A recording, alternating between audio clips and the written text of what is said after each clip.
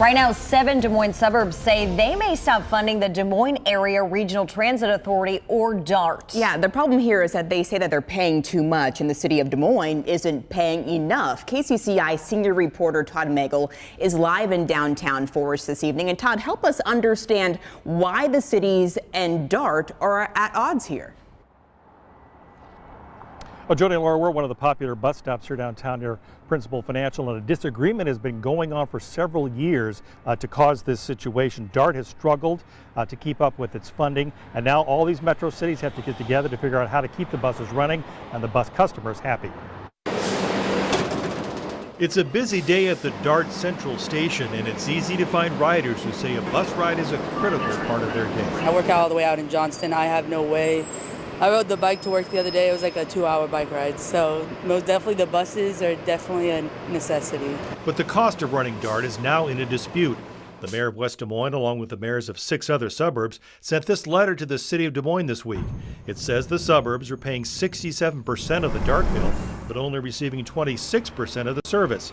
It's asking Des Moines to pass a franchise fee and start paying more. If not, it says they would start the process of withdrawing from DART and start their own bus service.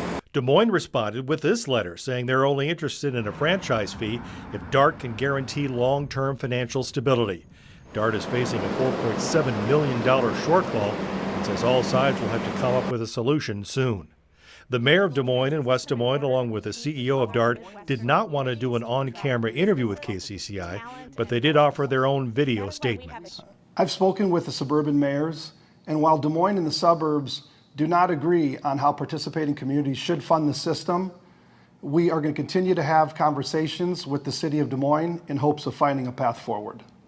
And Des Moines has not ruled out allocating additional funding to DART, but believe these conversations going forward will help bring about maybe a long-term solution to make sure that we provide the best mass transit system for the metro area.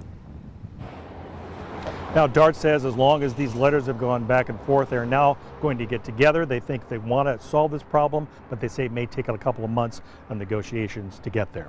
We're live downtown. Todd Magel, KCCI 8 News, Iowa's news leader. Yeah, this is important for the folks who ride the bus. Todd, thank you.